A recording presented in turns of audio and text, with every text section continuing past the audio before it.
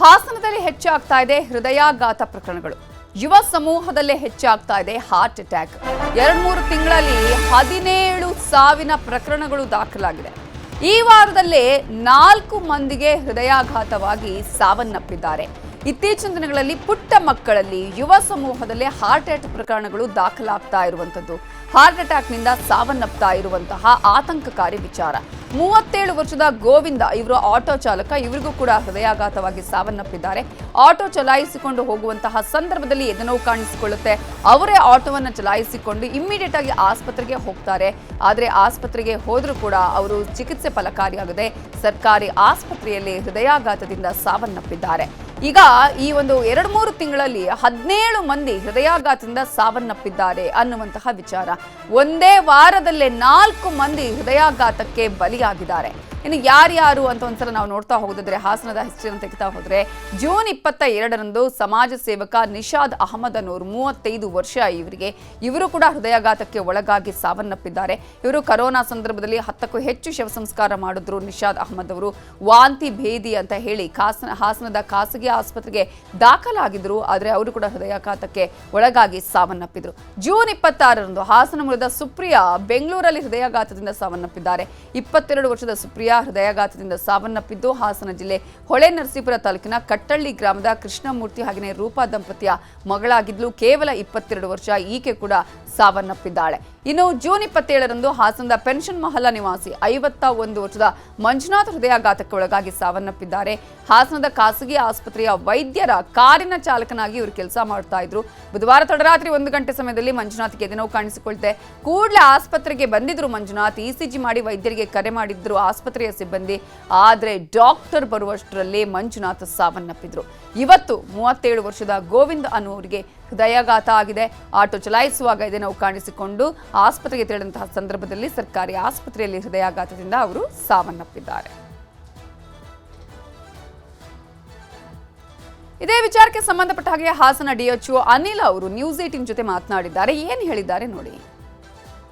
Sir, ಅದು ಒಂದೇ ತಿಂಗಳಲ್ಲ, ಒಂದು 4-5 ತಿಂಗಳಿಂದ ಈಚೆಗಡೆಗೆ ಒಂದು ಸ್ವಲ್ಪ ಹೃದಯಾಘಾತದ ಒಂದು ಪ್ರಕರಣಗಳು ಆಗ್ತಾ ಇದೆ ಅಂತ. ಅಂದ್ರೆ 15 ಕೇಸಲ್ಲಿ ಅದರಲ್ಲಿ ಎಲ್ಲರೂ ಡೆತ್ ಆಗಿಲ್ಲ ಆಕ್ಚುಲಿ. ಅದರಲ್ಲಿ ಈಗ ರೀಸೆಂಟ್ ಆಗಿ ಯುವಕ ಮತ್ತು ಯುವತಿಯರು ಒಂದು ಸ್ವಲ್ಪ ಇದರಲ್ಲಿ ಹೃದಯಾಘಾತಕ್ಕೆ ಹೆಚ್ಚಾಗ್ತಾ ಇರುವಂತ ಒಂದು ಈಗ ನೋಡ್ತಾ ಇದ್ದೀವಿ. ಬಿಕಾಸ್ ನಾವು ಅವೇರ್ನೆಸ್ ಕಾರ್ಯಕ್ರಮಗಳು ಮತ್ತು ಅದಕ್ಕೆ ಸಂಬಂಧಪಟ್ಟಂತ ಒಂದು ತರಬೇತಿ, ನಮ್ಮ ಆರೋಗ್ಯ ಕಾರ್ಯಕರ್ತರಿಗೆ ತರಬೇತಿ ಇದನ್ನೆಲ್ಲಾನು ಹಮ್ಮಿಕೊಂಡಿದ್ದೀವಿ. ಮತ್ತು ಹೆಚ್ಚಾಗಿ ಏನಂತ ಹೇಳಿದ್ರೆ ಆಹಾರ ಶೈಲಿ ಮತ್ತು ಬದಲಾದ ಒಂದು ಆಹಾರ ಪದ್ಧತಿ ಮತ್ತು ಜೀವನ ಶೈಲಿ ಮತ್ತು ವ್ಯಾಯಾಮ ಇಲ್ದಾನೆ ಇರುವಂತದ್ದು, ಚಟುವಟಿಕೆ ಇಲ್ದಾನೆ ಇರುವಂತದ್ದು ಮುಖ್ಯವಾಗಿ ಕಾರಣ. ಮತ್ತು ಸ್ಟ್ರೆಸ್, ಅತಿಯಾದ ಒತ್ತಡನೂ ಸಹ ಇದಕ್ಕೆ ಮುಖ್ಯವಾದ ಕಾರಣಗಳು ಅಂತ ನಾವು ಭಾವಿಸಿದ್ದೀವಿ. ಇದಕ್ಕೆ ಸಂಬಂಧಪಟ್ಟಂತೆ ನಾವು ಒಂದು 15 ಡೇಸ್ ಬ್ಯಾಕು ಒಂದು ಸಂಶೋಧರ ನೇತೃತ್ವದಲ್ಲಿ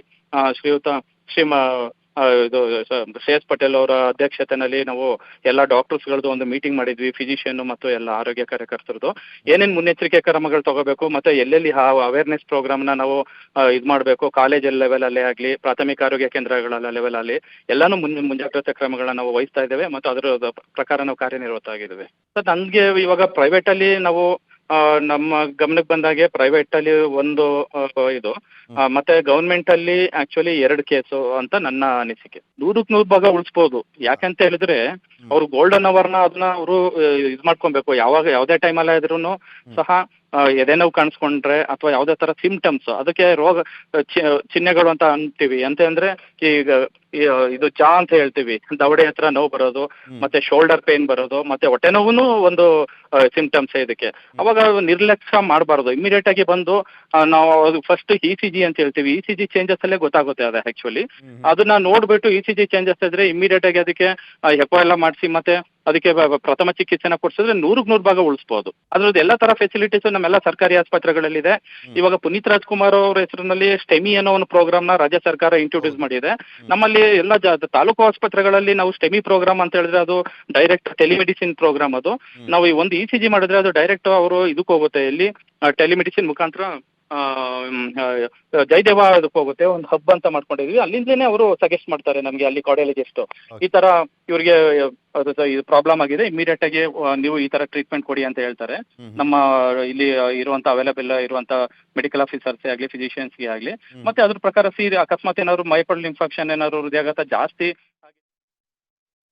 ಹೆಚ್ಚಿನವರಲ್ಲಿ ಆತಂಕಕಾರಿ ವಿಚಾರ ಅಂದ್ರೆ ಹೃದಯಾಘಾತಕ್ಕೆ ಒಳಗಾಗ್ತಾ ಇರುವಂತದ್ದು, ಸಾವನ್ನಪ್ತಾ ಇರುವ ಪ್ರಕರಣಕ್ಕೆ ಸಂಬಂಧಪಟ್ಟ ಹಾಗೆ ಏನು ಕಾರಣ, ಏನು ಮುನ್ನೆಚ್ಚರಿಕಾ ಕ್ರಮಗಳನ್ನು ತೆಗೆದುಕೊಳ್ಳಬೇಕು, ಯಾವ ಕಾರಣಕ್ಕಾಗಿ ಆಗ್ತಾ ಇದೆ ಅನ್ನೋದ್ರ ಬಗ್ಗೆ ಮಾಹಿತಿಯನ್ನು ಕೊಡೋದಕ್ಕೆ ನಮ್ಮ ಜೊತೆ ಈಗ ಹಿಮ್ಸ್ನ ಕಾರ್ಯದರ್ಶಿಯಾಗಿರುವಂತಹ ಡಾಕ್ಟರ್ ಸುನೀತಾ ಫೋನ್ ಸಂಪರ್ಕದಲ್ಲಿ ಜಾಯ್ನ್ ಆಗಿದ್ದಾರೆ. ನಮಸ್ತೆ ಮ್ಯಾಮ್. ನಮಸ್ಕಾರ. ಈಗಾಗಲೇ ನಾವು ಹಾಸನದಲ್ಲೇ ಗಮನಿಸಿವಿ, ವಾರದಲ್ಲಿ 4 ಹೃದಯಾಘಾತದ ಪ್ರಕರಣ, ಅದರಲ್ಲೂ 2-3 ತಿಂಗಳಲ್ಲಿ 17 ಪ್ರಕರಣ ದಾಖಲಾಗಿದೆ. ಅದರಲ್ಲೂ ಅತ್ಯಂತ ಯುವಕರಲ್ಲಿ, ಯುವ ವಯಸ್ಸಿನವರಲ್ಲೇ ಇಂತಹ ಘಟನೆಗಳು ಹೃದಯಾಘಾತ ಆಗ್ತಾ ಇರುವಂತದ್ದು. ಮೊದಲನೇಗೆ ಏನ್ ಕಾರಣ ಅಂತ ಹೇಳ್ತೀರಿ? ಹೃದಯಾಘಾತಕ್ಕೆ ಮುಖ್ಯವಾಗಿ ಜೀವನ ಶೈಲಿ ಕಾರಣ ಆಗುತ್ತೆ. ಸೊ ತುಂಬಾ ಸೆಡೆಂಟ್ರಿ ಲೈಫ್ ಸ್ಟೈಲ್ ಇದ್ರೆ, ಅಂದ್ರೆ ಆಕ್ಟಿವ್ ಆಗಿ ಇಲ್ಲದೆ ಇದ್ದಾಗ, ವ್ಯಾಯಾಮವನ್ನ ರೆಗ್ಯುಲರ್ ಆಗಿ ಮಾಡದೇ ಇದ್ದಾಗ, ಅಥವಾ ಸ್ಟ್ರೆಸ್ ಲೆವೆಲ್ ಜಾಸ್ತಿ ಇದ್ದಾಗ, ನಿದ್ರೆ ಸರಿಯಾಗಿ ಮಾಡದೇ ಇದ್ದಾಗ, ಸೊ ದೇಹದಲ್ಲಿ ಸ್ಟ್ರೆಸ್ ಹಾರ್ಮೋನ್ಸ್ಗಳು ಜಾಸ್ತಿ ಆಗುತ್ತೆ. ಅವೆಲ್ಲವೂ ಹೆಚ್ಚಾದಾಗ ಹೃದಯದ ಮೇಲೆ ಅದರ ಒಂದು ಎಫೆಕ್ಟ್ ಜಾಸ್ತಿ ಆಗೋದ್ರಿಂದ ಹೃದಯಾಘಾತಕ್ಕೆ ಒಳಗಾಗುವಂತ ಚಾನ್ಸಸ್ ಕೂಡ ಜಾಸ್ತಿ ಆಗ್ತಾ ಹೋಗುತ್ತೆ. ಅಂದ್ರೆ ಈಗ ನಾವು ಮೊದಲೆಲ್ಲ ಹೇಳ್ತಿದ್ವಿ 40 years ಅಬೌವ್ ಅಥವಾ ಸ್ವಲ್ಪ 45-50 ಆ ಥರ ಅಂತೇಳಿ. ಈಗ ಸಣ್ಣ ಸಣ್ಣ ಮಕ್ಕಳಲ್ಲೂ 10 ವರ್ಷದ ಮಕ್ಕಳಲ್ಲಿ, 12 ವರ್ಷದ ಮಕ್ಕಳಲ್ಲಿ ಇಂತಹ ಪ್ರಕರಣಗಳು ಕೂಡ ನಾವು ದಾಖಲಾಗ್ತಾ ಇರೋದು ನೋಡ್ತಾ ಇದ್ದೀವಿ. ಪುಟ್ಟ ಮಕ್ಕಳಲ್ಲಿ ಆ ಥರದ ಒಂದು ಸ್ಟ್ರೆಸ್ ಇರುತ್ತಾ ಹೇಗೆ ಅಂತ? ಚಿಕ್ಕ ಮಕ್ಕಳಲ್ಲಿ ಯೂಶಲಿ ಹಾರ್ಟ್ ಅಟ್ಯಾಕ್ ಆಗ್ತಾ ಇದೆ ಅಂತಂದ್ರೆ ಅದಕ್ಕೆ ಮುಖ್ಯವಾದ ಕಾರಣ ಜೆನೆಟಿಕ್ ಕಾಸಸ್ ಇರುತ್ತೆ. ಅಂದ್ರೆ ವಂಶವಾಹಿನಿಯಲ್ಲಿ ಕೆಲವೊಂದು ಹೃದಯ ಸಂಬಂಧಿ ಕಾಯಿಲೆಗಳು ಹೆಚ್ಚಾಗ್ತಾ ಇರೋದ್ರಿಂದ ಆ ಒಂದು ಕಾರಣದಿಂದ ಅವರಲ್ಲಿ ಹೃದಯಾಘಾತ ಆಗುವಂತ ಚಾನ್ಸಸ್ ಜಾಸ್ತಿ ಇರುತ್ತೆ. ಸ್ಟ್ರೆಸ್ ಇಂದ ಮಕ್ಕಳಲ್ಲಿ ಹೃದಯಾಘಾತ ಆಗುವಂತ ಚಾನ್ಸಸ್ ತುಂಬಾ ಕಡಿಮೆ ಇರುತ್ತೆ. ಸೊ ಮಕ್ಕಳಲ್ಲಿ ನಾವು ಹೃದಯಾಘಾತ ನೋಡಿದಾಗ ಅವರಲ್ಲಿ ಹೃದಯಕ್ಕೆ ಸಂಬಂಧಪಟ್ಟಂತಹ ಕಾಯಿಲೆಗಳಿರೋದಕ್ಕೆ ಬೇಕಾಗಿರುವಂತಹ ವಂಶವಾಹಿನಿಗಳಿದಾವ ಅಂತ ಒಂದು ನಾವು ಚೆಕ್ ಮಾಡ್ಕೊಳ್ಬೇಕಾಗುತ್ತೆ. ಅದು ಮೊದಲೇ ನಮ್ಗೆ ಗೊತ್ತಾಗತ್ತಾ ಮಕ್ಕಳ ಇರುವಂತ ಸಂದರ್ಭದಲ್ಲಿ ಏನಾದ್ರು ಸಮಸ್ಯೆಗಳು ಕಾಣಿಸ್ಕೊಳ್ಳುತ್ತಾ, ಸಿಂಪ್ಟಮ್ಸ್ ಎಲ್ಲ ಹೇಗೆ ಅಂತ? ಅಂದ್ರೆ ಫ್ಯಾಮಿಲಿ ಹಿಸ್ಟ್ರಿ ಇದ್ದಾಗ, ಈಗ ಮನೆಯಲ್ಲಿ ಈ ರೀತಿಯಾದಂತಹ ಒಂದು ಸಮಸ್ಯೆಗಳು ಹೆಚ್ಚಾಗ್ತಾ ಇದೆ, ಅಥವಾ ಈ ಹಿಂದೆ ಯಾವುದೋ ಒಂದು ಮಗುಗೆ ಮನೆಯಲ್ಲಿ ಈ ತರ ಹೃದಯಾಘಾತ ಆಗಿತ್ತು ಅಂತ ಅಂದಾಗ ಆ ಮನೆಯಲ್ಲಿರುವಂತ ಎಲ್ಲಾ ಮಕ್ಕಳನ್ನಾಗ್ಲಿ ಅಥವಾ ಜೆನೆಟಿಕಲ್ ಪ್ರಿಡಿಸ್ಪೊಸಿಷನ್ ಏನಾದ್ರು ಇದೆಯಾ ಅಂತ ಹೇಳಿ ಒಂದು ಡಾಕ್ಟರ್ಗೆ ತೋರಿಸಿ ಚೆಕಪ್ ಮಾಡಿಸ್ಕೊಳ್ಳೋದು ಒಳ್ಳೇದಾಗತ್ತೆ. ನಾವೀಗ ಹಾಸನದಲ್ಲಿ ತೆಗೆದುಕೊಳ್ಳೋದಾದ್ರೆ ಡಾಕ್ಟರ್ ಸುನೀತಾ ಅವರೇ, 17 ಪ್ರಕರಣ 2-3 ತಿಂಗಳಲ್ಲಿ ಅಂತ ಹೇಳಿ, ಸೊ ಒಂದ್ ರೀತಿಯ ಆತಂಕದ ವಿಚಾರ ಇವೆಲ್ಲವೂ ಅಂತ. ಹೌದು ಹೌದು. ಸೊ ಹೃದಯಾಘಾತವನ್ನ ಕಡಿಮೆ ಮಾಡ್ಬೇಕಂತ ಅಂದ್ರೆ ಜೀವನ ಶೈಲಿಯನ್ನ ಬದಲಾಯಿಸ್ಕೊಳ್ಳೋದು ತುಂಬಾ ಮುಖ್ಯ ಆಗತ್ತೆ. ಈಗ ಹೆಚ್ಚಿನವರಿಗೆ ರಾತ್ರಿ ನಿದ್ರೆ ಸರಿಯಾಗಿ ಮಾಡೋದಿಲ್ಲ, ಮೊಬೈಲ್ ಅನ್ನ ನೋಡ್ತಾ ಇರೋದು, ಸಮಯವನ್ನ ಹೆಚ್ಚಾಗಿ ಮೊಬೈಲ್ ಮೇಲೆ ಕಳೆಯೋದು, ಸೆಡೆಂಟರಿ ಲೈಫ್ ಸ್ಟೈಲ್ ಅಲ್ಲೇ ಇರೋದು, ಈ ತರ ಮಾಡೋದ್ರಿಂದ ಹೃದಯಾಘಾತಗಳು ಜಾಸ್ತಿ ಆಗತ್ತೆ. ಸೊ ಹೃದಯಕ್ಕೆ ಸಂಬಂಧಪಟ್ಟ ಕಾಯಿಲೆಗಳು ಕೂಡ ಜಾಸ್ತಿ ಆಗತ್ತೆ.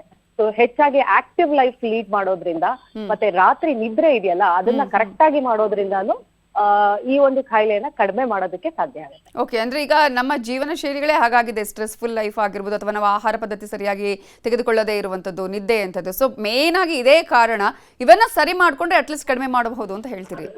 ಹೌದು ಹೌದು, ನಂಬರ್ ಆಫ್ ಕೇಸಸ್ನ ನಾವು ಖಂಡಿತವಾಗ್ಲೂ ಕಡಿಮೆ ಮಾಡ್ಬೋದು. Okay, thank you doctor Sunita ಅವರೇ, ನ್ಯೂಸ್ 18 ಜೊತೆ ಮಾತನಾಡಿದ್ದಕ್ಕಾಗಿ.